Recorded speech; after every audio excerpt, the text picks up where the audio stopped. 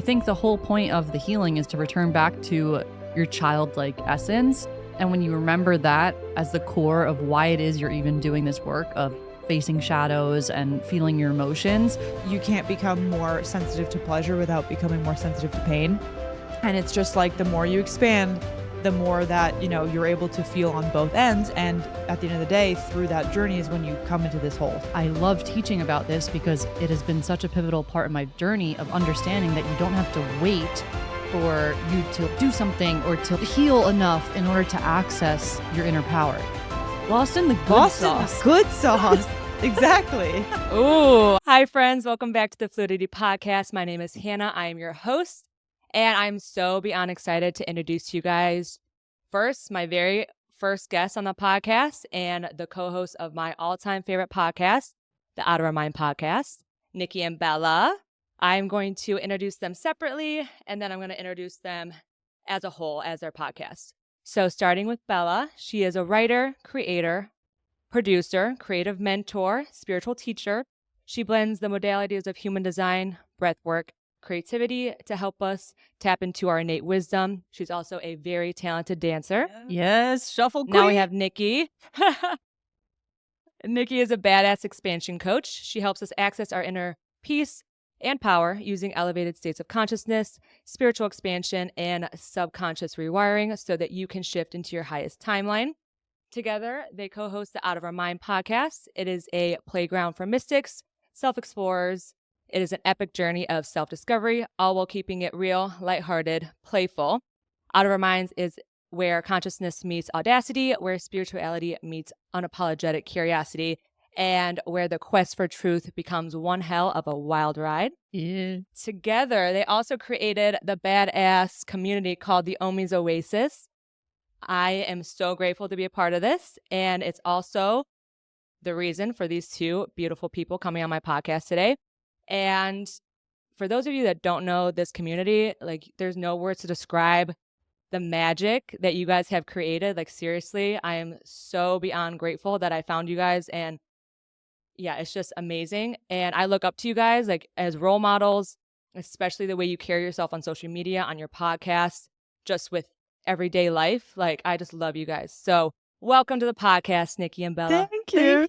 Wow, we've never been like, this is our first interview and we've never been like introduced. Yeah, we're like, oh, yeah. That was beautiful. Oh my God, such a beautiful intro. Yay. Thank you. I was about to say, yeah, guys, those of you listening, you guys that have, the few of you that have been listening know that I haven't had a guest on here. So we are winging it today.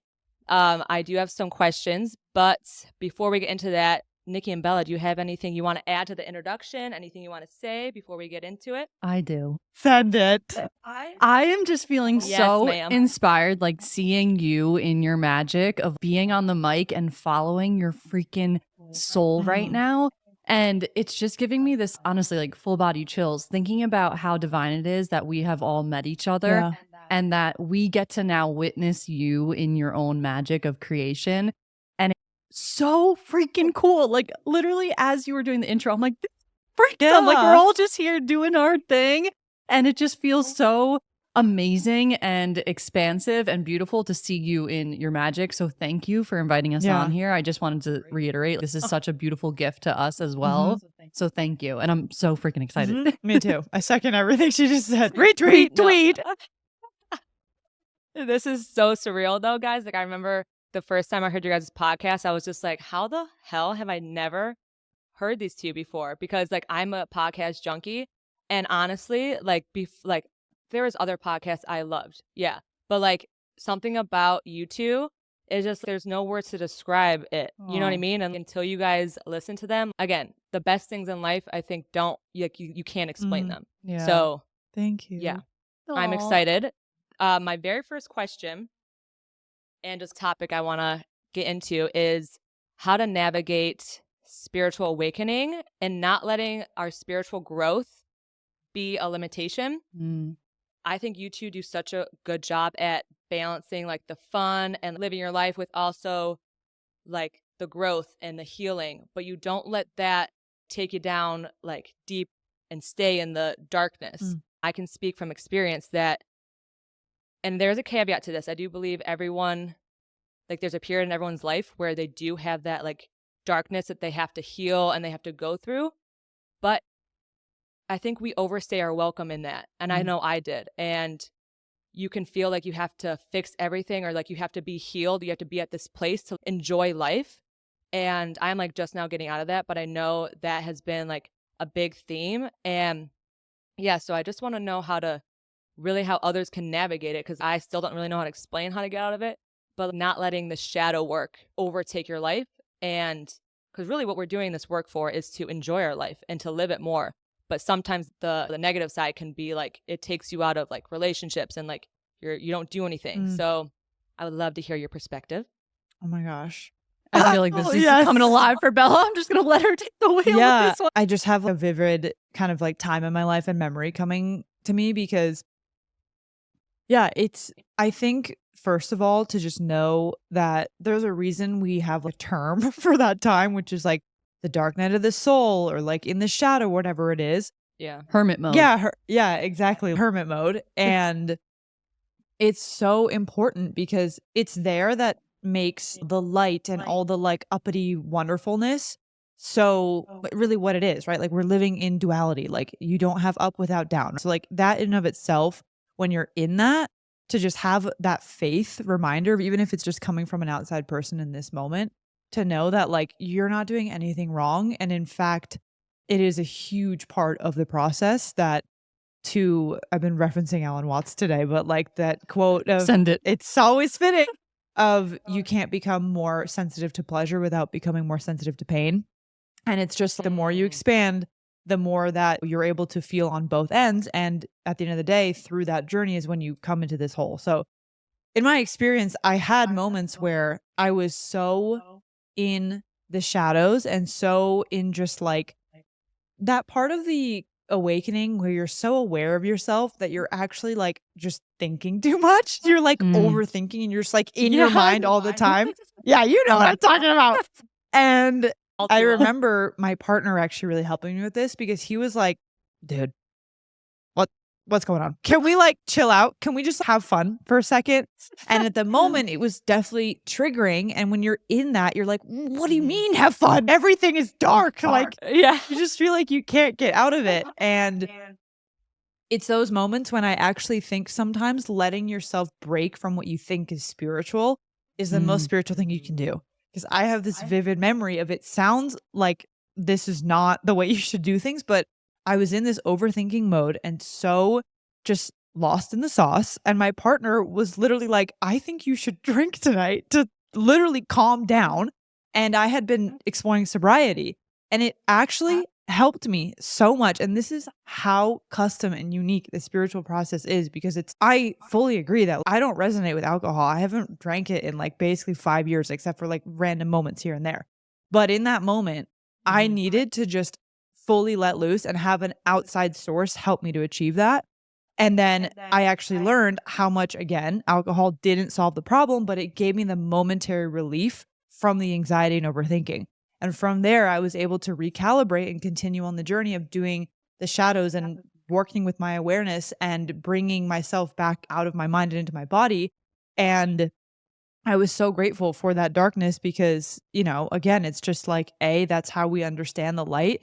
And B, it's a part of the process because we are here to experience all the flavors of it. And I would say too, if there's someone in your life that's given you that like nudge of, hey, can we like just have fun for a sec? Can we just not think about our feelings for tonight? And then you're like, but just let that be God speaking through someone trying to help you loosen up, because that's the thing about the spiritual journey is because we associate it with these boxes and labels of how this person does spirituality and how we think it should be. And a lot of that comes from religion, but being spiritual is not really anything. It's just who we are. So you just get to do it however you want.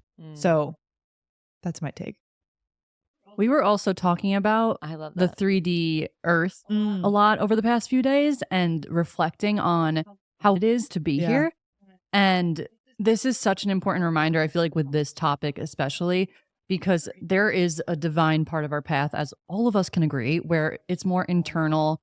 We're figuring out who we are not by detaching from things that maybe don't fall into alignment with us anymore. But then there's this realization of, okay, yes, I'm healing, I'm evolving, I'm growing, but I'm also here on this planet of Earth.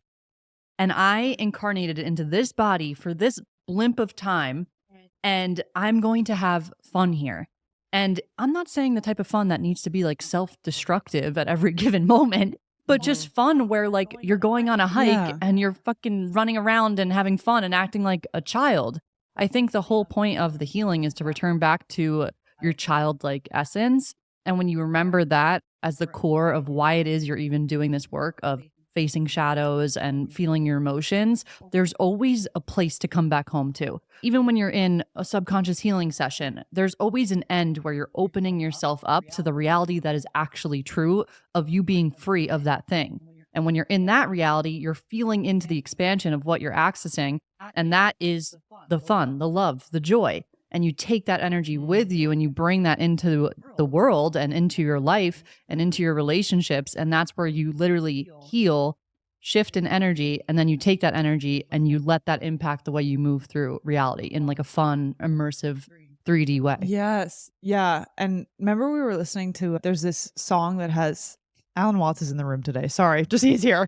He's always here. He's always right here. I love it. And there's this song that has a recording of him, and it's so beautiful because it's about basically the balance. And it's he's explaining how, yes, there's like this higher meaning and don't be attached. And then he says, but also make it echo, fall in love, become attached. It's a balance trick. And you're meant to make those mistakes and play around and get stuck in the shadow and fall in love with the wrong person and go through the heartbreak. Like it's fun. Not in the moment, but it's part of the play. It's part of the play. And it's not unspiritual to experience all of those things. Okay. No, I love what you guys are saying. And I think too, where all that comes from, the trying to do the healing work to get to an outcome, it's really all the mind's trick at the end of the day. And what I realized too is this spiritual work isn't to get us somewhere. It's for us to let go of trying to control things and trying to come off a certain way and just living because we want to do something. And there doesn't have to be like a deep reason why. It's just we feel like doing it and to get us out of our logical thinking and just, I agree, just have fun. And I think I was truly meant to go to this like serious end of my life, like be so serious, to now come to be very playful and not take shit so seriously. But it is hard when you're going through that dark night of the soul to see on the other side, like, oh, this is meant for a different purpose. And it's not meant to get stuck in it. It's meant to eventually help us live more, not less. Yeah. So I really love what you guys said. And I think too, like, I was going to touch on the like sobriety part that you said. Because I think, and I actually really loved I listened to that podcast where you were talking about the whole not drinking thing. And I totally agree. I think that we put labels on things, and because drinking is bad, not to use it as having fun and whatnot. And that's your story. I have had the opposite where like I'm learning to have fun without alcohol. And like I just realized like it was literally all in my head that I was making it a problem when it really wasn't a problem. Right. Do you know what I mean? I don't know if that makes sense, but everyone's journey is completely different. And like the way that we look at alcohol can be different, but we can both hang out together and be doing like you drinking, me not drinking. And like it can all be cool. It's only the perspective and the like, just us thinking too much about it and making it a problem when it's not. So I just wanted to touch on that. Anything else you guys want to add before we move on? I feel like it always comes back to the neutralizing topic. Yeah. Because if someone's making it like a bad thing, they need to see that it's not a bad thing by just doing it and then being like, okay, this is not a preference for me to feel this way. So then it's like a neutral, because I've also been on a journey of like navigating how I feel about alcohol. And I wasn't really drinking. And then I went to Europe and I would have a spritz and like a cocktail when I was out to dinner. And when I came home, I just had more data and information about my relationship with alcohol. And I just allowed myself to have the freedom to explore it, like how you were saying, because that takes it from the category of being bad to just neutral. And then you get to actually decide what your relationship is with it from that empowered place, instead of a place of this person said that you shouldn't drink alcohol if you are healing and all this. And then it's okay, you're at a restaurant and you're like wanting to order the cocktail, but you're like, I shouldn't be drinking this. I Right. shouldn't be drinking this. Meanwhile, if you just order it, you figure out how it actually works for you. Maybe you'll find that it even helps you. I know that there are Yeah. some spiritual people that freaking love alcohol and it works for them. And that's their journey Yeah. of what feels good for them. And we were having a conversation on our hike today about how there is something to be said about your own perceptions and beliefs of what works for you and what doesn't. If you thoroughly believe that something is good for you and works for you, you can actually live in a reality where that is the case for you. So it just goes to show that, again, it's not good nor bad. It just is, depending on the consciousness that you're putting Yes. behind it. Yeah. And sometimes you have to dip your toes in the lake to figure out that it's not the lake that you want to swim Yes, in. and there's nothing wrong with the lake, really. Yeah, Like, maybe you just like a warm lake Yeah. and it's a cold lake. simple as that. No, no, exactly. I agree with everything you guys are saying. And yeah, like you don't know it's not for you until you try it and until you try all these different things. Mhm. And I don't know. I think people just get too stuck up on other people's journey and make it mean something about them. Right. You know, like, I know I got stuck in this. Like I wanted there to be like a right and a wrong, you know, because our logical brain like doesn't think we want something to be right. And if we do it the opposite way, then that's wrong. So I think it's just letting go of the right and the wrong and what should I do? What's the right thing? At the end of the day, there's no right thing. Yes. It's just exactly what you said. It just Yeah. is. It's not. Yeah, I think before spirituality, you make everything so serious. And then after, it's like everything is just so chill. Yes. You know what I mean? You kind of have to go through the journey of making it so serious, Yeah. and then you come back home to, Yeah. because remember, we're literally living in a world that we have these agreements of like how we were watching last night. This is a lamp. That's the floor. Yeah. That's a TV. We all agree collectively on things that are bad or good. And as you elevate your consciousness, you recognize that there actually is no bad or good. And this is where the biggest like moments of healing come in, is when you remove those labels and you just get to be the being. Because if you're trying to heal within the conditions of this programs of society and just the agreements, you're always going to be limited to heal. How do I word this? You will not expand past what the limits of. You know what I'm saying? Yes. My mind I know is what you're trying to malfunctioning. Yeah, yeah, it's not even real. It's like a bird in a cage that looks at other birds flying around and thinks that they're crazy, and they don't even realize Yes. that there's a cage around them, and then they're like, "Oh, I thought I was crushing it, but I was crushing it within the realm of a cage." Right. So just everything's an illusion. There's no good or bad. And you get to just choose what works for you and what. I love that analogy. I'm That's gonna- good, right? That was good. All right, guys, this next topic I'm excited about. And so I'm going to tell you the topic and then I'm going to explain and then I'm going to ask Okay. the question. So the topic is the soul-led grind, conscious entrepreneurship. And I want to say I was so excited for this interview.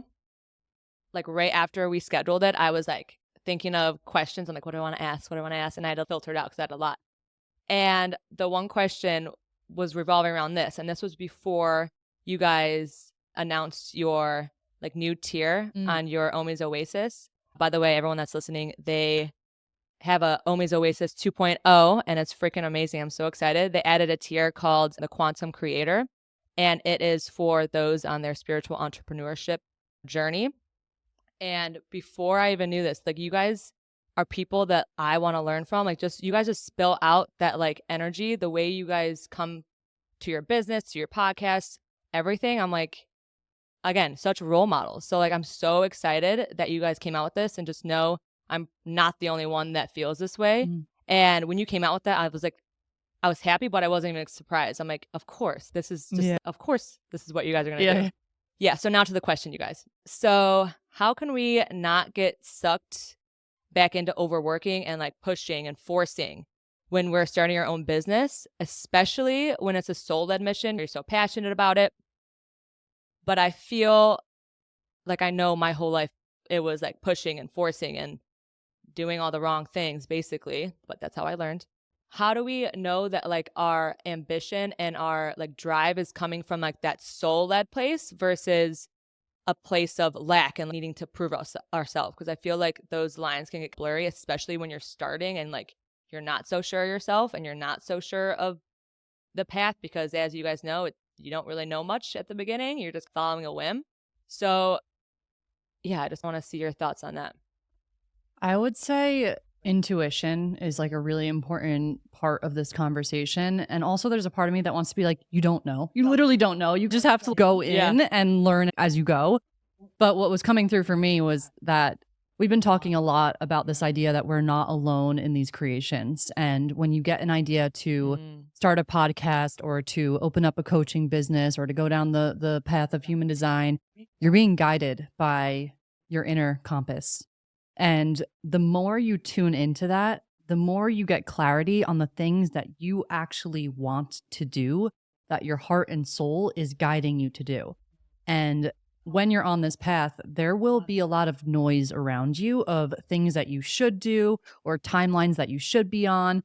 And that's where like the 3D old paradigm work flow starts to pour into this. And we just have to always check ourselves of, okay, we're working in a new paradigm where there are new ways of being within the entrepreneurship journey. And it starts with understanding that we are constantly in flow and in communication with this higher power. And when you open yourself up to be in that co-creation, you'll realize that there's always this inner guidance that is guiding you on a path of what you can lean into with your actions or launching something or creating something. And it's just always checking in with those should energies. And we did an episode on healthy hustle because it was a conversation where we were talking about like the truth of starting a business. There is an aspect of this where you're fucking hustling. Like you're staying up late. Like we were staying up late last week when we were launching Oasis 2.0. We were like, I was laughing because we both have whoops, which are like those little bracelets that track your like sleep and stuff. And I have her as a friend and like our sleep scores were like so terrible for one of the nights. And I'm like on that launch grind. But there is a different undertone that you can sense with the conscious hustle versus the burnout hustle. And another last thing that I want to say here is that when you are hustling from a heart-led place, the hustle will fuel you. When you feel like you're burning out because you're taking action based off of this, I need to do this and it's out of fear and oh my goodness, I need to get this done and do this. When you just relax, you understand that you are so guided and so held and that you can trust the divine timing of your path. You open yourself up to the new paradigm of everything happens on time. When I get an idea, I'm meant to take action on it. It's all unfolding perfectly. I'm not behind because there's literally no such thing as being behind. My output does not equate to the wholeness of who I am. This is like all new paradigm truths that you tap into that open you up to a world where hustling doesn't actually have a negative connotation to it. It's just, I actually really enjoy doing this thing and I'm having fun and flow and I'm going to stay up and I cannot wait to launch it and get it done. And also, I know that I'm a full, complete being, that the result of this doesn't change the wholeness of who I am. Yeah. I feel like I always have this visual of, it's like the mechanical action might not be any different, but the whole entire energy you're putting into it and leaving behind is totally different. And that's where it's like, I've had nights where I stayed up late to do something because I was freaking out and trying to get something out of the thing I was doing. And I've had nights where I stayed up late because I just got lost in time and was in a flow and I was channeling something and it was beautiful and I loved it. Lost in the good sauce. In the good sauce.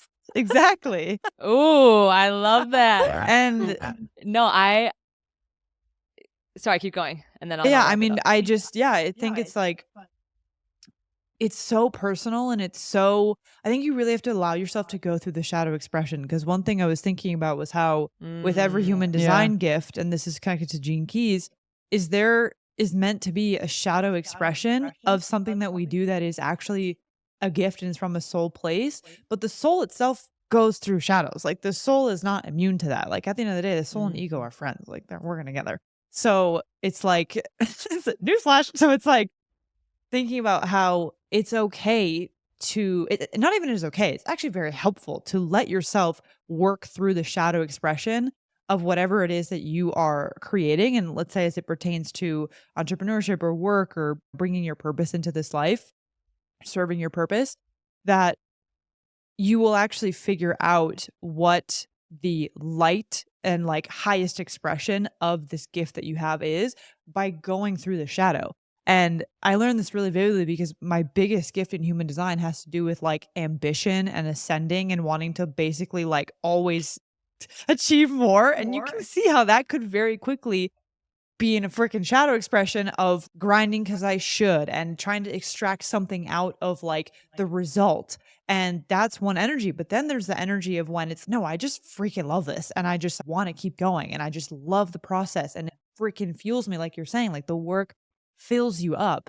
And that's where the knowledge of self, through whatever modality, just self discovery or human design or gene keys or subconscious healing, whatever it is, where you uncover more of those flavors and let yourself make the mistakes, because it's through that then we figure out what feels good. Like I'm so glad I went through a stage of being in the shadow expression of that ambition, because then I identified this very important belief around not enoughness, that once I shifted that, it was like I felt even more capable and arguably worked harder, but like it felt so much better. And then the returns were even more satisfying because I was doing it from that fulfilled place. But I needed to go to the shadow. I had to do that to figure out what was going to work better.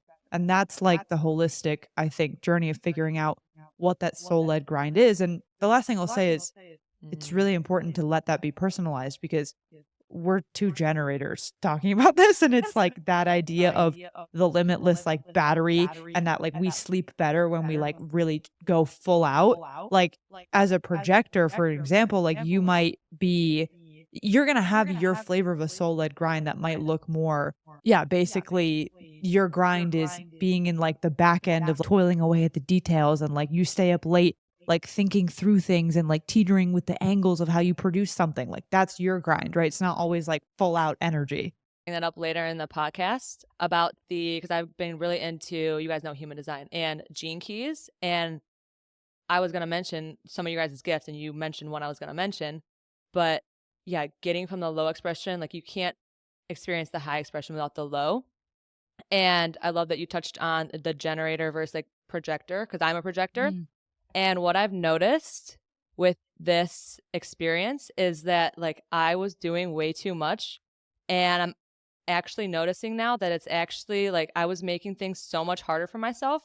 And I think I did that because of this belief of like it has to be hard, it has to be like really hard.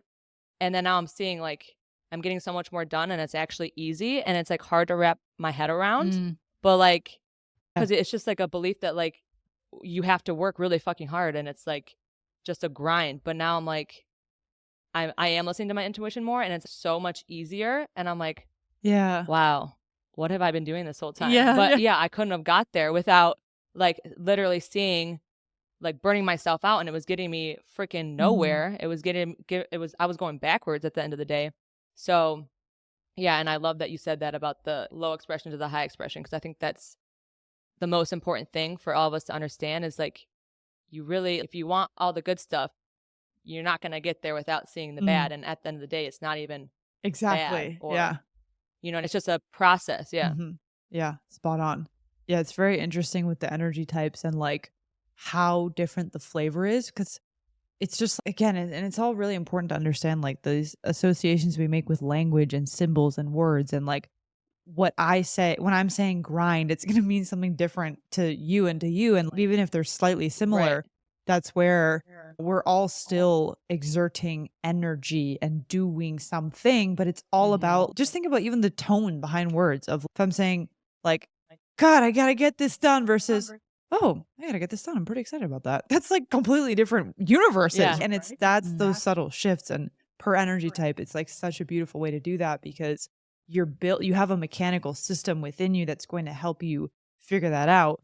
And at the end of the day, I'll still call it like you're doing like the soul-led grind. It's just your way of it, and it's still fulfilling. I love that. Yeah.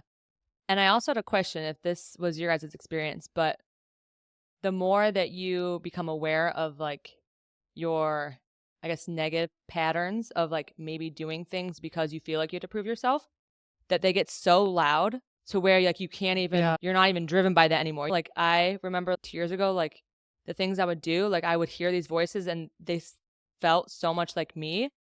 And so I would do them. And now I can, since I separated myself, I can hear them and be like, no. Yes. You know what? It's so crazy. It's such a subtle shift, but it happens over time. And I feel like I'm just now seeing it. And sometimes I get in that mode where why did I make things so hard for myself? But again, like I wouldn't have known that if I didn't see where the other path led me. So I was just curious if you guys felt that too, to where like you literally can't even go through with the thing because it just feels so tense and sticky. It's Yeah, I think that's the Does that make process sense? of like things falling away that are just out of alignment, because some things are in alignment in your life when you are identifying yourself as a certain person. I'm sure the three of us can even think about certain friendships where we're like, yeah, that was a friend in my life. And now you're looking back and you're like, oh no, that was a friend in my life because there were these beliefs and identities that I was holding. Were they perfectly aligned with that kind of reality? So, yeah, once you become aware of like certain perceptions that maybe you're still working through, or maybe they pop up here and there, you catch them immediately in the moment. And like the action that you were going to take because of some sort of fear, now you can either take the action with a different energy, or yeah, I totally get what you're saying. Like you get to a point where you're like, wait, what was I going to do? What was that action that I was going to take? Yeah. That's not me. Yeah, it's making me think of even I finally have been reading The Power of Now by Eckhart Tolle. I don't know how it took me so long, but Love that book. so So good. good. And it's like those things where you just realize you're becoming the observer of the thoughts rather than just the thought and identifying with it. And that's where it's like the voice might like can still be there, right? Of the ego voice, the self-doubt voice, or whatever it is. And you're just no longer blind to the fact that can just be a transient thing coming through you and is not something you have to like listen to or be identified with. Right.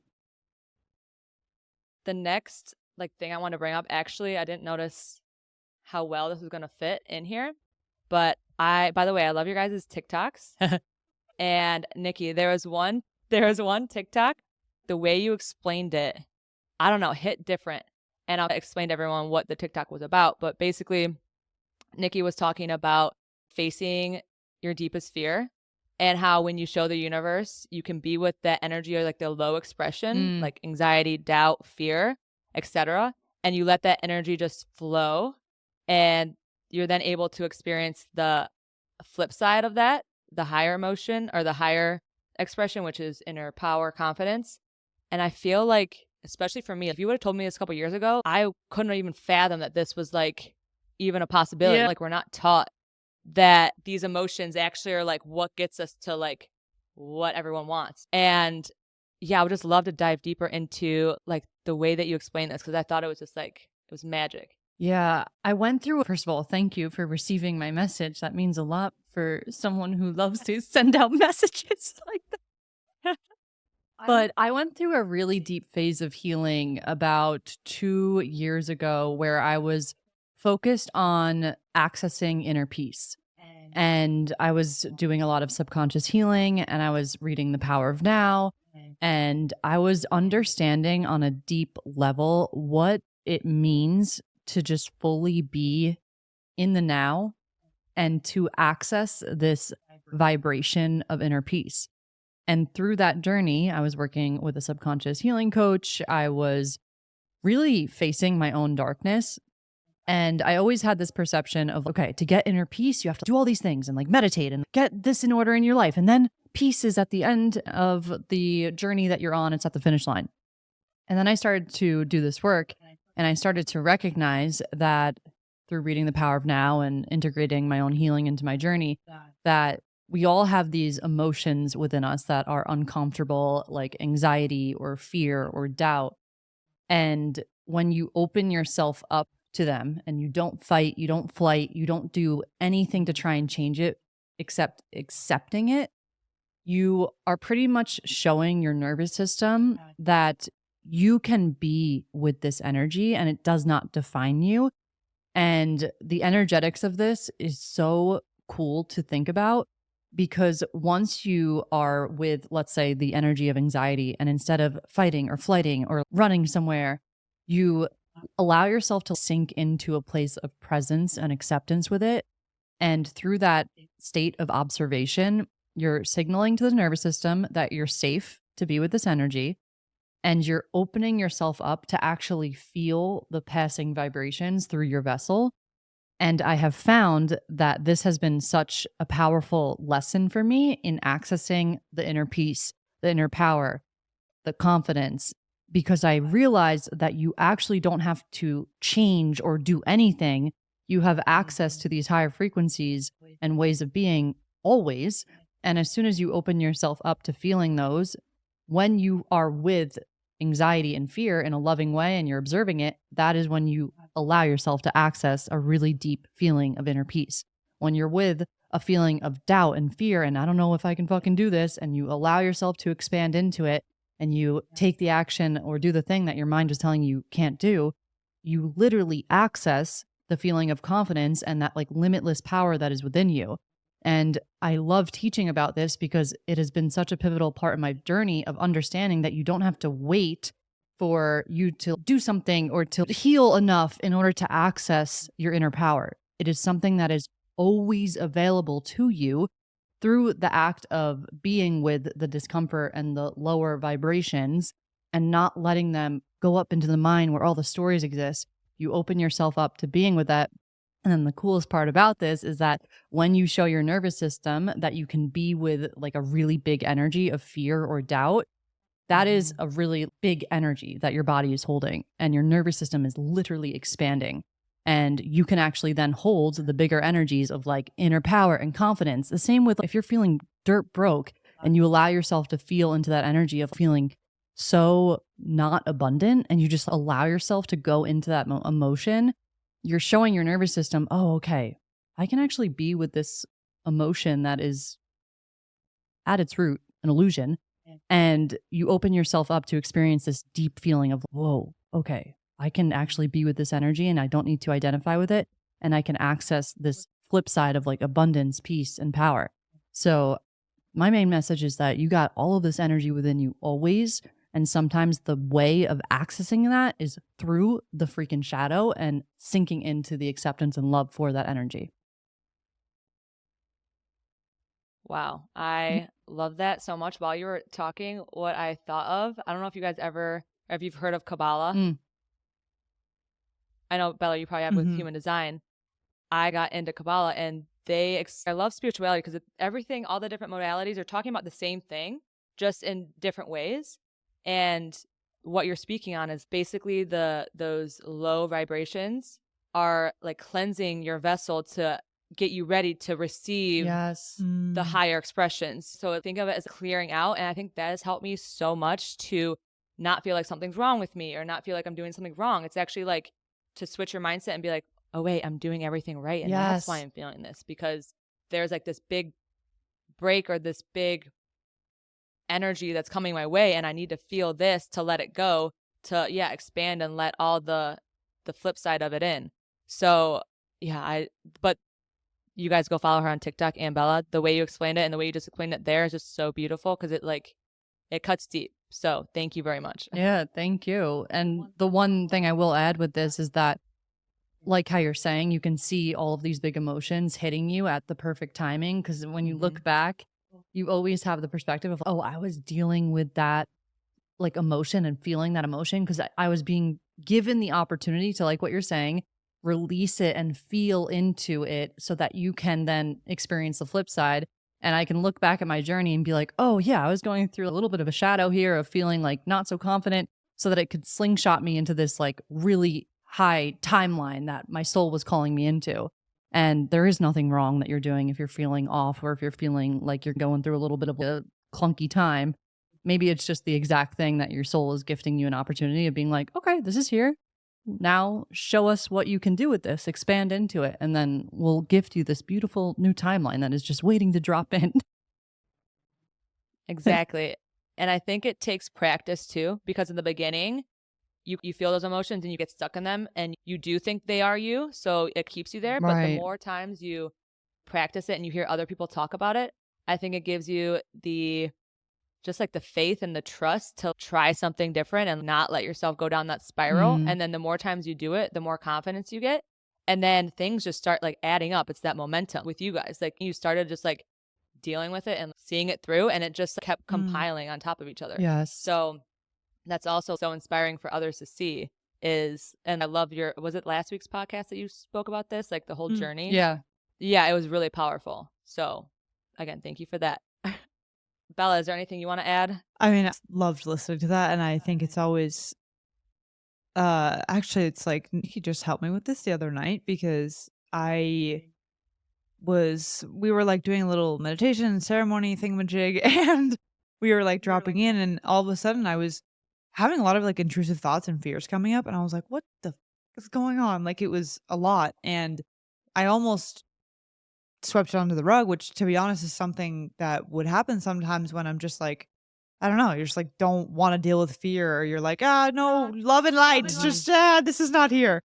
And it was a really beautiful moment because it was a softening into just letting myself feel the fear and that it was okay. And that there was such a nuanced, just subtle way that resisting the fear and almost being afraid of the fear was the thing making it more uncomfortable than just letting that emotion transiently come through me. And what really was just clicking as you were explaining that is that idea of the love is always there and the love is within you no matter what. And it's like the raindrops are the little anxiety, the fear that's coming in, but it's not the permanent essence of who you are. And that is, I think, something really huge that just reminds you of that's the deeper why behind feeling the emotions and doing emotional release and sitting with whatever's present within you because it's not meaning that you are no longer a being of positivity and light and whatever you want to identify with. And it's actually that reminder that like that love and wholeness and everything and inner powers is a constant. It's just like there's like different lenses that sort of fly over it for a second. Yeah. Yeah. And I think too, like when I used to hear feel your feelings, I used to get so annoyed. So I'm like, I used to think about the feeling, not feel it. And I think we get stuck in that too, where we think we're feeling it, but we're really just like thinking about feeling it.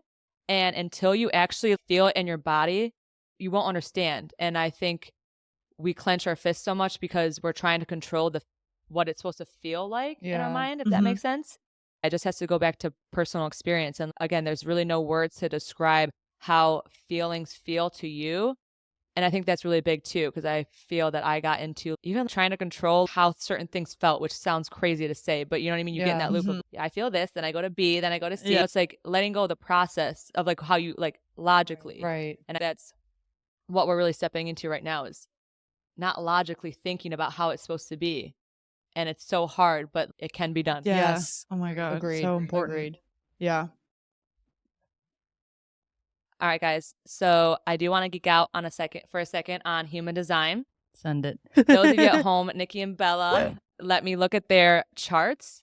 And oh my gosh, you guys, I cannot tell you how much fun I had looking at your guys' charts. Especially you two that are like so aligned with your charts and so in your purpose. It was like freaking so cool to see. I have a twin sister and we live together and I was like at my desk doing this and I was just had a smile on my face and I was like, couldn't help but share. I'm like, dude, this is so cool. She doesn't understand what I was saying, but like, I was just like having a field day.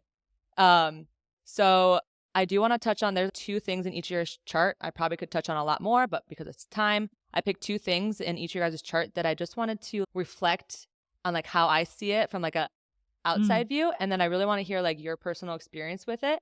And this goes back to, by the way, I focused on the gene keys and your gates because that's really what I'm into right now. And these are the 2 things that stuck out. But as we said prior to this, there's a low expression and then there's a high expression. So I'd love to hear like maybe your experience with maybe the low expression and how you got to the high expression and like anything about your experience with that. Nikki, I have you first. So one of the things that stuck out to me, and it's funny, both of your guys, the things that stuck out to me was the same placement, like not the same gates, but like the same placements in both of your charts was that like Interesting. was really illuminated. Yeah. So Nikki has her conscious sun in gate 22, which is all about, by the way, gate 22 is in the emotional center and it's the gate of grace. I'm just going to read some of my notes here. So like offering grace and compassion to yourself and others in the presence of pain and suffering. This is a gate of like deep emotional intelligence and deep emotional sensitivity, like really strong intuition to the states of others and an ability to create harmony in group settings. Like just that right there. That's exactly how you come across in the OOOM Oasis. Like after reading that, I'm like, did they like look at Nikki's life and how she's coming across and put it in here? That's how it works, right? When I was learning. Yeah. So that was so freaking cool. And like you really do show the richness of your highs and your lows, but you do it with such like a compassion and like compassion for yourself, which I think is like the biggest thing. When you see someone else having compassion for themselves, it like gives you hope that you can have that compassion for yourself, because I feel that is a big piece that we leave out, is that compassion for ourselves. So like you are just a really big role model in that area, and I've learned so much from just emotional intelligence from you. So I would love to know how you got here. Oh my goodness. I don't even know if this would be the shadow expression of that, of not having compassion for self. Would that be? Like my journey? Yeah. So when I think about my journey of healing and learning about like emotional intelligence, I used to go through these waves of, I'm going to put air quotes because self-sabotage is really just self-protection, but I would go through these phases of feeling an emotional low, but I would self-sabotage if I was down there being like, okay, I'm down here already. I don't even think I was doing this consciously, but I would just put myself in these scenarios where I would almost keep the emotional low going in like a self-destructive way. And then I would go through this cycle of shame and guilt of not feeling high vibe or feeling off. And I think that was the perfect curriculum for me to go through of learning how to have deep compassion for myself when I'm navigating these ebbs and flows through life. I literally had to go through the fire of feeling the opposite of that. And it was one of the biggest places that I did a lot of my subconscious healing in, was like I would show up to like my coaching calls with my coach and I'd be like, I don't get it. Like I messed up. I don't know why I'm feeling this way. I don't understand. And she would just always remind me, she's like, what is wrong with feeling like this? Like really let yourself just be in this experience and just pick up on like the narrative of what you are assigning this experience and the meaning that you're creating out of these ebbs and flows. And through that journey, I just started to understand, oh, like you can just let go and you can just flow and you can allow yourself to feel an emotion and it doesn't change the core essence of who you are on a deep soul level. And that truth right there, like sitting in subconscious healing sessions and having a coach be like, okay, but what are you believing about yourself as you're in a low? Like, what is the story that you're creating about that experience? I'm not enough. I did something wrong. I messed up. And I started to understand that the wholeness of who I am doesn't change when I'm feeling an emotion. And that's where the self-compassion came in, because it's the same thing with a baby. If you see a baby crying, it's not like, oh, that stupid baby, stop crying. It's, oh, wow, what a beautiful soul experiencing a passing emotion. I started to take on that perspective within my own journey, and I just softened within the emotional lows, and it's still a journey. Like I'm still on this journey. There are still moments where I'll be feeling an emotion and I'm like, I'm not supposed to be feeling this way. And then I'll be like, oh, I'm on my period. So it's just the constant softening into what the mind wants to do, which is create a whole story around how we shouldn't be feeling a certain way. And as soon as you remove that, you recognize, oh, okay, 1, I'm not defined by this. 2, doesn't change the core essence of who I am. 3, it's a temporary experience. And something my coach always said to me was like, do not believe the stories your mind will tell you when you're in an energetic flow. And I remember this every single time. So when my mind is like ripping all these stories, and if I'm riding a wave of emotion, I can feel the stories pop up, and I just hold myself with compassion. And I'm like, damn girl, you got this. Allow yourself to feel it. It's funny you bring this up because I honestly didn't even know this about my human design chart. Bella's way more into reading the charts and stuff. I'm sure she knew this about me and I didn't even know this about me. But that is really cool to hear, because it is a journey that I've been on. And I just want to let this be a reminder to all of you guys that if you are struggling with any sort of like shadow, or you feel like this is like a bad thing and it's a part of your journey that you just can't get, it may be the thing that your soul came here to actually emulate in a really beautiful way, and to be like the shining star for other people, that other people maybe haven't gone through those same initiations because they're not meant to embody that higher truth in the same way that you do. So yeah. Exactly. And that's why I love human design, man. It just like validates these like, oh, this is why I'm going through this. And it gets you excited for the lows, you know, and not always. You know, like, there's a gift in like, it. softens the blow a little bit. Yeah. Yeah, exactly. Oh my God, yeah. Okay. So I wanted to like I have 2 for each, but I'm gonna like go to Bella, then I'll go back to Nikki, and then I'll go to Perfect. Bella. So Bella, same placement that stuck out, and she already mentioned it, but she has her conscious sun gate in gate 54. I also have this gate actually, which is the gate of ambition. And like Bella, just your presence, like ambition just like pours out of you. Like Yeah, it does. when I saw this, I was like, wow, this makes so much sense. And it's also in the root center, which I think has a lot, it's all about drive and just like really wanting to reach the heights. When I was reading about this gate, it did talk about the low expression of like, trying to always get material things as growing, but also when you get to the higher expression, it's also like spiritual growth and ambition in that realm too.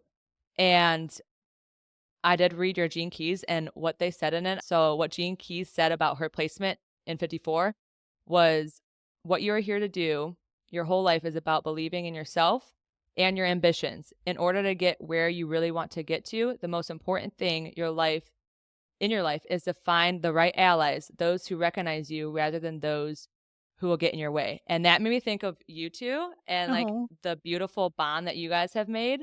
And like you guys just fit together so well. So I just thought that was interesting. That was in the Gene Keys, and that was like your most potent gift. And yeah, I would love to hear more about what you think about this gate. Oh my gosh. I love this gate, and I've learned to really love it because the shadow of it was intense and still is intense. And I actually, before I knew my human design, I had a very vivid recognition of a limiting belief and a shift a few years ago. I think this was like in 2020. I was spending a lot of time alone. This was like the time of my spiritual awakening. And I was in the shower. As we get spiritual awakenings in the shower because we're just on autopilot. And I realized that I was shaming myself and not accepting how much ambition I had. And I was in this place where I was like, I have an enormous vision and big dreams. And I had this desire for a certain flavor of like fame and just climbing the ladder, not the ladder, but I just had this ambition of I want to do cool shit and make stuff happen in this life. And I wasn't accepting it because I just made myself feel bad for like basically wanting a lot or having this desire that can honestly be taboo for some people to just own and be like, yeah, I want to be like really well known and I want to be a public figure. Like most people sometimes have like trouble owning that. And I was having trouble owning it. And that was a part of then when I learned later of making friends with my ambition and realizing that is a gift that I have within me that then is this drive to provide for myself, to like really ascend on that ladder, both through the fun 3D, but also spiritually. And what's so interesting about the partner piece that you're reading is, for one, like that beauty that I'm getting from this partnership. And this is, I think, reflected in my astrology too, of the need for like balance and partnership. And even knowing this gift has helped me in my relationship a lot because I realized, for one, bless my partner's freaking soul, he sees that in me so much that our relationship has been able to shut out all outside noise about what partner roles should be, how this should go, how this should be, whatever. And he has recognized in me a drive to provide for myself and to have this success that he sees is like, oh, it doesn't matter if I'm like providing for you. You want to do this because it's your soul thing. And it was beautiful because it's been this like constant thing in my life where that like oscillation between the shadow and the highest expression, and then starting to embrace it and really let myself be like, no, I want to experience this thing. I want to make money here. I want to be a public figure. I want to figure this out. I want to start like just all those things that are like the definition of being ambitious. And someone else might be like, dude, fucking relax. Like you don't need to do this. Yeah, and I'm like, no, trust me. I know I don't need to. I want to. And it's like coming through from a higher place. And yeah, so it's just been beautiful. And I definitely agree. It's been a very cool thing to see how we complement and balance each other and have these really cool puzzle pieces of these things that then we really get to be in our gifts and pour them out to help each other and learn from each other and recognize our own genius. So yeah, that's been like a very vivid part of my journey and one that has helped me fall in love even more with human design because of how much it gives you that ability to not just have confirmation about what you're good at, but also be okay with the shadow and like darker side of it. Yes, I love everything you just said.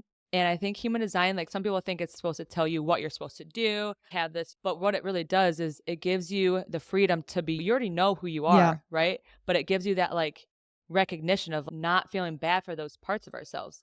And I have this gate, and it's not in such a high place that yours is, but I have felt that feeling bad for the things I want to do. And it's not everyone's going to get it because they don't have that gift. But seeing your ambition and you going for it is really, it helps so many other people to see that too. Because I think that in spirituality, we're supposed to not have any desires or not have any ambition. We're supposed to just be like cool, calm, collected, like just let life happen. But to know that we have these ambitions for a freaking reason, like you have this in your sun gate because you're meant to do big things, and not to feel bad for that, to embrace it and be like, I'm very grateful for what I came here to do, and why not own it? So yes, and you can tell you're in the gift of that for sure. Thank you. I appreciate the way you're reflecting this back. It's nice. It's nice because also I'm used to being the one giving people readings, and I'm like, it's time for me to receive some of this. Yeah. And the cool thing too is when people reflect back to you, because I know I've gotten stuck in this where I'm looking at my human design and I'm like, you think so much about it, you're like, how does this gift come through? And it's, you don't even have to think about it. It's like who you really are when you let go of things. It's like not what you have to add. And so it's been really beautiful for me to see your guys' charts and then see you, like, obviously I know you guys aren't trying to do these things. So it's cool to see that how much they reflected, and you guys probably are not really doing much to make that happen. You're just following your authority, following your intuition, and it's taking you down the route you're supposed to go. So it really can be so simple. And I think human design just lets us, when we have these challenges, it lets us see it and then able to accept it more and just freaking ride the wave. 100%. Yeah. Oh my God. Yeah. Yeah. All right, Nikki, the next one. This one is exciting. So I looked at your unconscious gate in your unconscious earth, and it was gate 45, which is Gate 45 is all about abundance through sharing, and it has the power, the authority to bring people together, sharing knowledge in a way that empowers other to lead as well. Let me just read the Gene Key because I also think this is very powerful. Gene Key says about this placement is the highest purpose of your life is to facilitate a communion, to bring together a diverse set of human beings with a shared higher goal. You are more than a networker. You are an organizing force in a cosmic sense. Like, wow, that just screams the Omi's Oasis. Yeah. You're like, shit. And I guess I'm crushing that. Oh, wow. Yeah. I read that and I'm like, what is going on? Yeah, like that is so cool. It's like, it was like, those of you guys don't know their community, it is like one of a kind. And yeah, it's so crazy to see that you're literally doing it in your own way. And yeah, I would just love you to take the floor because that was, wow. Yeah, I feel like there's a big theme of like me stepping into the role of being a leader in my life and like owning the fact that I can share personal experiences. And I think with the 3-5, this ties into this as well, my profile numbers.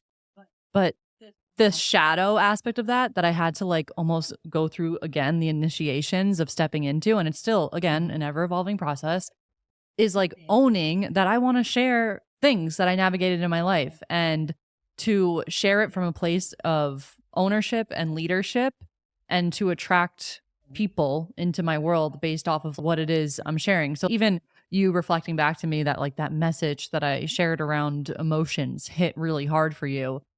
I do feel like there's this part of me that came here to share the crazy revelations I have because I get so freaking passionate about them in a way that can be a little crazy sometimes, like a little obsessive. But with this gift, what is like the title of it? I'm trying to think if there's what is the title? Do you know 45? I can't remember. I know because there are so many different. I can't remember that. I want to say in Jenna Zoe's world, she calls it. Is this the one that's getting everyone on the same page, or there's like a one that's like a marketing twist to it? So yeah, let me.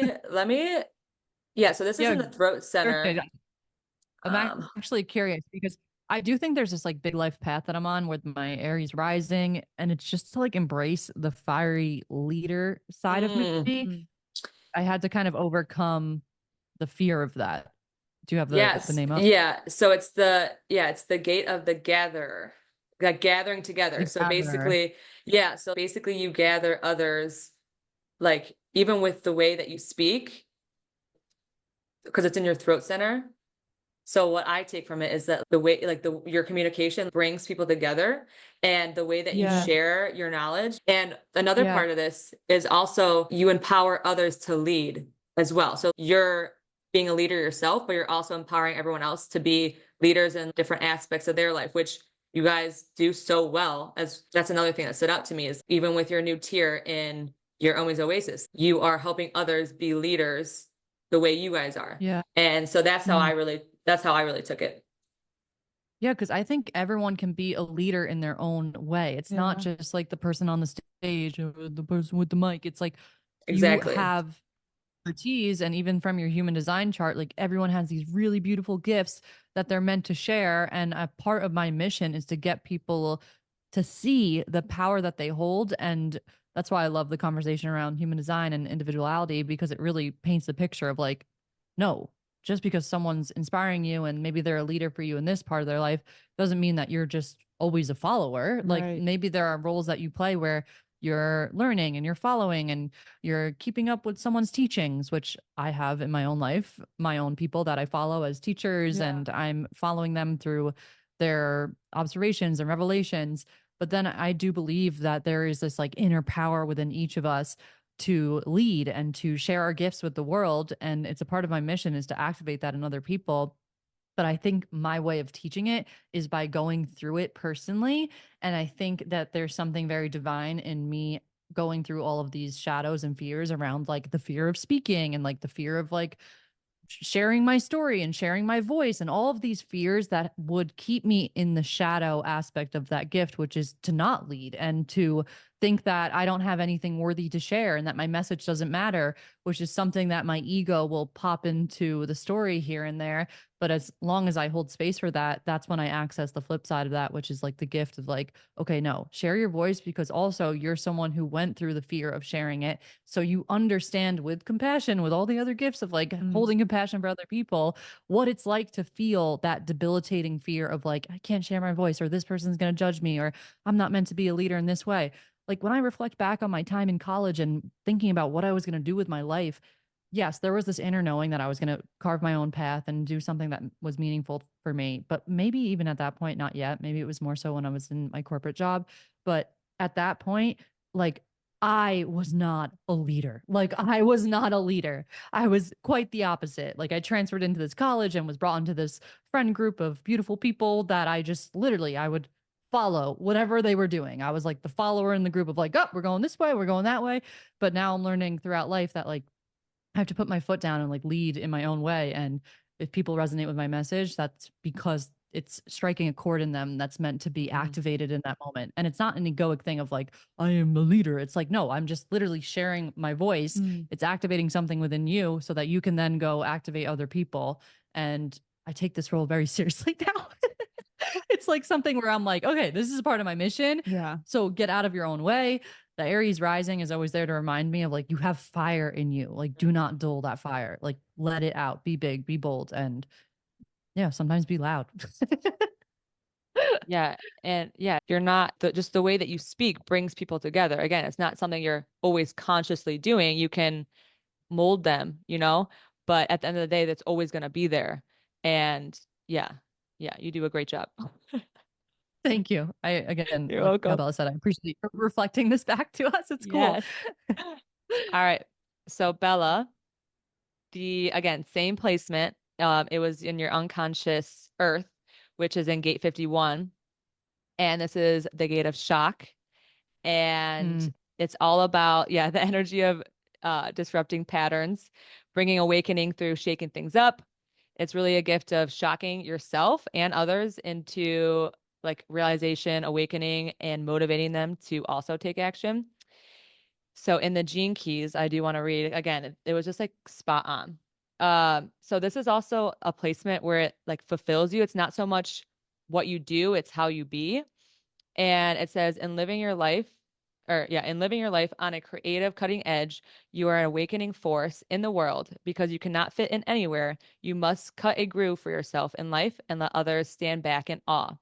And when I read that, I was like, from the very first time, the first episode I saw you guys, Bella was speaking, and your creative genius, just it wasn't even what you were saying, it's just your energy. You could tell you were creative, and the way that you teach spirituality is so different. The way you like mold everything that you do, even like the way you dance. Like I remember when I first saw you guys' podcast, I looked at both of your guys' Instagram, just like stalking both of you, and I was watching your dancing videos, and something the way you even just move is just so different. And yeah, the way you teach spirituality and the way you come off is just so different than I think I've seen it in the past. So again, to a T, Gene Keys just knows what it's doing. It's like so funny because it's like you feel like you can't even like take credit for it because you're like, this is a gift that was given to Yeah. me. Like I'm just here to, I guess, put it out there. But Yeah. I receive all your thing. And yeah, I think what's interesting with this being especially, you know, with the label of the gate of shock, really, and like this shaker upper is again, there's a big shadow to it where there can be times when, you know, learning to discern when I'm in that energy out of, you know, trying to get attention or just like any number of shadow expressions of being like a shocking energy versus when it's purely just the way that is meant to be expressed through me. And it has been another huge permission slip to own and really not make myself feel bad about the way that I speak sometimes and the way that I can be really direct. And I know that I can have that like, whoa, effect on people. And it's like, again, I'm not even making it like about me. I'm just like, this is how source wants to come through. And honestly, understanding nature and like having good nature analogies always really helps me because you just see how different things in nature are, you know, used in different ways for a specific effect. And it's like, whatever it is, it's like thunder is freaking loud and intense. And there's like a very divine purpose for it when it's coming from nature. And it's like in a human being, how many times has someone else who spoke to us in actually like a tough love way woke us up and literally shook us into reality? And I think it's been, again, just that permission to let myself express in that way. And I think it's what has, I'm very grateful that it's put me on that creative, you know, arena of expressing myself in this way of I just trust the medium and trust how it moves through me and just the gratitude of how source is using me as this medium, whether I'm dancing or speaking or teaching, and letting, you know, that soul version of the shock come out. And the more I lean into it, the more that I see it's like actually how people resonate with me. And it does honestly the heavy lifting for me of figuring out like who's for me, who's not for me, who's this message for, whatever. And I have actually even had it help me not overthink who a message is meant for. And I just trust that because it's like coming this way, that it will be brought to the right person. And because it's being delivered in this specific way, it will even further find the correct person. So it's just very healing to know these things about yourself, because if you're working in a paradigm where, you know, people told you don't be like this, don't, you know, rub people the wrong way, you'd be like, okay, like something is very wrong with me. I need to not do this. I need to quiet down. I need to like any number of things. And again, it's like, that's not your way. Like you find your medium, you find your way of being the medium for source to move through you. And that's also at the end of the day, my reverence for this human design system, and makes me really grateful for like not making it about me, but also enjoying the ways that it makes me, you know, like you reflecting back to me of that uniqueness. And then me being like, I'm letting that come through because I'm like, surrender, just what's going to come out, do with it what you will, you know? Yeah. No, I love that. And I think it helps you the more you get to know your chart, the more you love yourself, because it's like these gifts that you have, it does feel so divine and that you're held and you're taken care of and you were given these for a reason. And I think it gives you more trust too, and not only yourself, but the universe too. And yeah, just to freaking let go of control a little bit more, because I know we're all trying to like make things happen. We really don't have to. Like life can be so much easier. And it definitely takes time. Like it's not an easy thing to do by any means. But once you get it and once you see it, you're like, okay, I could get used to this. Yes. Yeah, 100%. All right, guys. Well, that was pretty much all I had on my side. And again, this was amazing. So I do want to like close things up. So if there's anything on your guys' heart, anything you want to share, I'm all ears. Wait, I wanted to ask you so Yeah. you're a projector and what's Mm-hmm. your profile and your authority? 3-5 splenic. Yeah, 3-5 splenic projector. Yeah. Okay, Yeah. cool. Yeah. You two 3-5. would Yeah. have some field notes to exchange on Yeah. that. And I think knowing that I was a 3-5, just that and alone and the projector part, like changed my life to, how many times I wouldn't try things because I also have the gate of correction. So perfection is like big in my chart. So like I literally didn't want to try anything because I wanted everything to be freaking perfect. And then to find out that the way I learn is literally to make mistakes, and not even mistakes, just like I learn by doing. And Mm. growing up, I was diagnosed with ADD because I was the one like getting up, trying, like talking to people, like doing things. And I got diagnosed young for ADD. And now looking back, like that wasn't that at all. It's just the way that I learn. And I think that brings a lot of healing in itself because, you think, what's wrong with me? Like, why is everyone else like sitting down, like writing notes and just they get it all of a sudden? And I'm like, yeah, no, it's not Right. like dropped in. You know what I mean? So I think, but also I think the 3 line is very special because you do learn on such a personal level. Yeah. And so it's made me make friends with that part of me. And I don't think I would have if I didn't know my human design. Yes, I agree with that too. The 3 was such a liberating learning for me because even when I reflect back on high school, like all the sports that I would try Yeah. and like would just be like, my mom would be like, "So you gonna go back to doing track next year?" And I'm like, "Nah, fuck that." like basketball, softball, tennis. Like I'm like, no, I did it once. I liked it for that time, and now I'm Yeah. done. Yeah. And it Bella, was like this shame of releasing that like need to yeah. like things out and like always be on the same lane. Yeah. Eh, with you just saying that, there's a thing with the 3 line called bonds made broken. Bella, do you know what I'm talking about? That Like like very with vaguely rings a- what is it? so with 3 lines, we get obsessed with things because like what I mean, we get obsessed with things and then like that's like making the bond and then but we can like cut that with like people, Oh, places, things. We can like cut the yeah. cord so easily. And sometimes it can come across like almost a little bit cold because we can like just we know it's not for us and like we really know when it's not, so we'll move on. And I remember talking to my therapist. I'm like, I would try different things. I would get so obsessed with them. And then even boyfriends in the past, be all about them. And then all of a sudden, like subconsciously, or I don't know, my intuition just I like feel like I knew it learned the wasn't for lesson. I'm me. good. Yeah. Yeah. Like I would know that I learned the lesson and I just like emotions would shut off. I'd be like, okay, Yeah. next. And I'd be, am I just a little crazy? But it's the bonds made broken. And it's not just with people. It's like, yeah. So that when I heard that, I was like, wow, that rings true.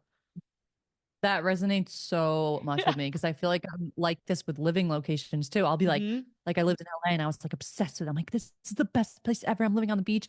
And then one day I'm just like, okay, on to the next. I feel like I've learned everything here. Let's go to the next. Not that there's anything wrong with this. I'm just like, we're good. Yeah.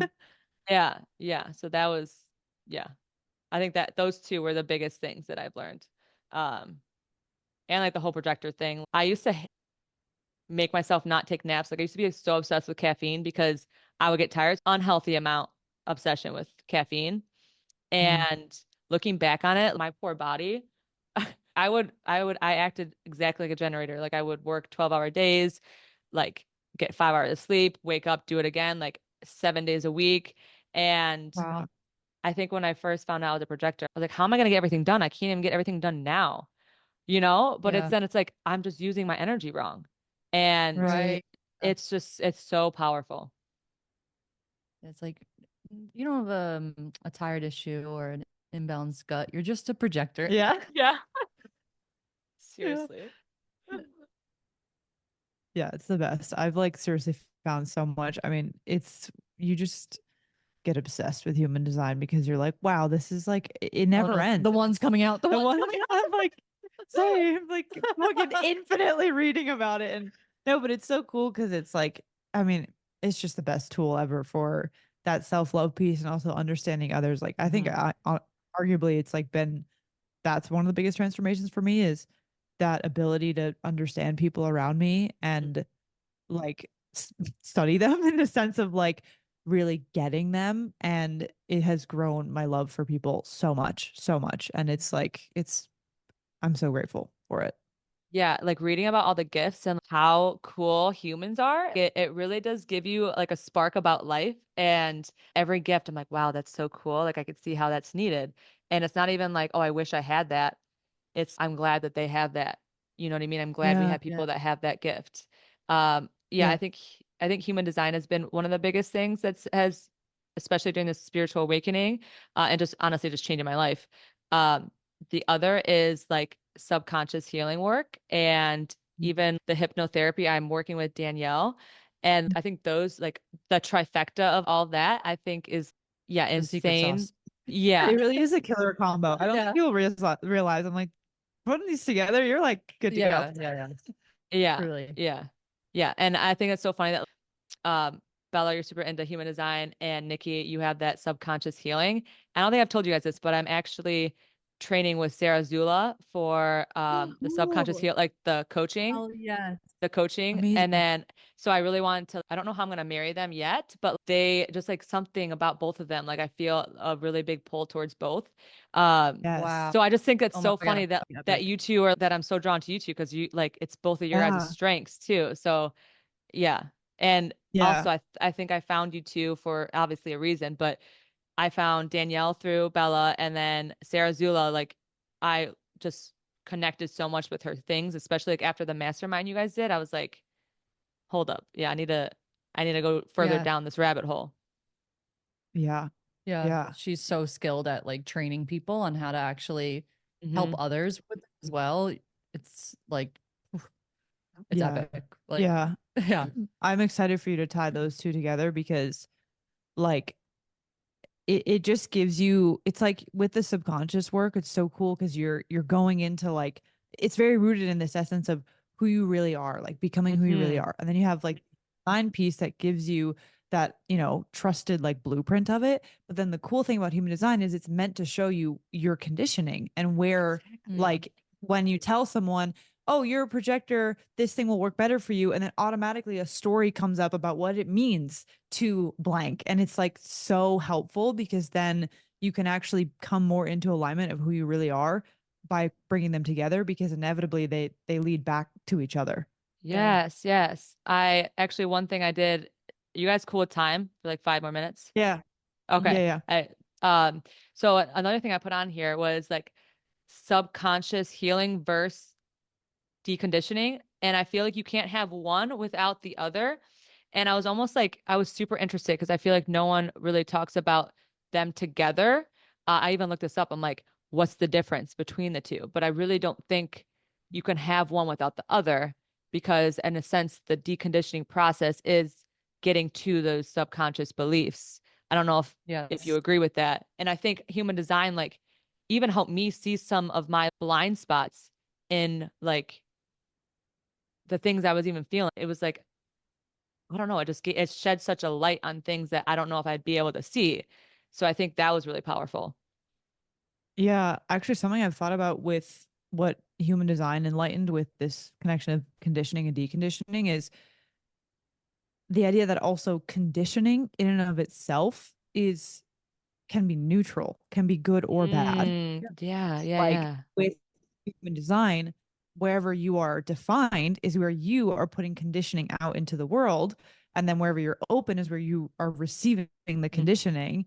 And that it's like all about understanding that, I guess, like play of what is in this like matrix and the way that we are programmed and all that is like, then you become grateful for the programs because the fact that we can then install new ones and have that run the show for 95% of the time is great because we're not freaking having to make the decisions all the time. We're just like putting in a new one. And that's as well where like with the human design part, you become grateful for both the shadow and light that people are expressing of their gifts and the conditioning they're putting out there, because it's all things for us to play with and then to filter through our own system. Mm. And then like, yeah, well, we've experienced with like when you go deep into those subconscious roots and you find gratitude for whatever that, you know, experience was or whatever the story is that you picked up. And then again, it's not about being like, get the conditions away from me. It's like you're the conscious participant in the whole, you know, drama. Right. Yeah. Just like looking at conditioning is, yeah, you're right. As it can be a good thing. And yeah, wow.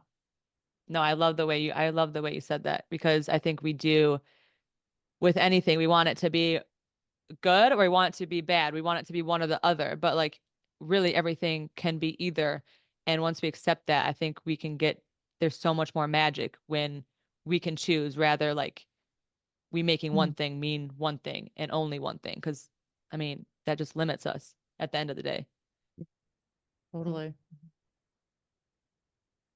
Anything else, guys? We wanna add to the chat? I have so many things I say, but I know if I open up the can of worms, No, we're gonna be here for the yeah. We'll have to do a part 2. Yeah. Oh, I'm so down for that. I'm so down. All right, guys. Well, again, this has been amazing. I cannot tell you how nervous I was, but if I haven't gone through all the like healing work I've done, I don't think I would have been able to do this. Even just like you guys have helped me get to this place. So it's so surreal to then be able to have a podcast with you, with people who have helped me get to where I am. So this was so special to me. And I was so nervous in the beginning, but once we got talking, I was completely fine. So thank you two so much for coming on the podcast. Again, you guys, they're busy. So like for you two to make time out of your day, thank you so much. Of course. Yeah. Yes. No. Like top of our list. We're like, Yeah. we gotta go on a hike and then get home for the podcast for Hannah. Like, yeah. No, thank you so much for having us and giving us space to talk and share even more of our world and us getting to experience your magic. And like, I'm so grateful. This was incredible. And I'm so glad that you reached out and that we're in this world together and now we're homies. And yeah. I just really want to paint the picture that this is like such a gift for us to be able to do this. Like, this is our first time being, I don't know, is this an interview? we're in like talk. No, this is the first time where we're sitting like this. Yes. And like getting to someone, you know, like the formalized, like, yes, your things, you know? Yes. And you are so in, I don't even know what your gifts are in human design, but you are so in your gifts too. And it's so cool to be able to like have our entity of OOM like receive your gifts of being this podcast host and going after your dreams and doing the thing. And it activates me like no other to hear that you were feeling the nerves and like pushed through and were able to expand, because this is exactly what I was talking about before. If like you just did that and now you have expanded your nervous system throughout this entire hour and a half, and you can now literally show the universe like, hey, look at how much energy I can hold without fighting or flighting. And I fucking did that. And now you can like attract those higher things into your life. And it's just beautiful. Like you freaking did that. And you should be so proud of yourself. And I'm so proud of all of us for being here right now, because without any of this work, I think we'd all be probably sitting in cubicles. Like, that 9 to 5 slowly withering away. Yes. But thank you. Like, seriously, thank you. This was epic. Yeah. Oh, you guys are so awesome. Well, I will put all your information down below. And again, you guys, I mean, unreal. Thank you guys so much again. And I think that's about all, friends. Like, subscribe, go follow these two. You're going to be hooked and get into their new Omi's Oasis 2.0. Yeah, I'm super excited to get into the third tier, by the way. I still got to do that. All right, guys. Peace out. Thank you. Thank you.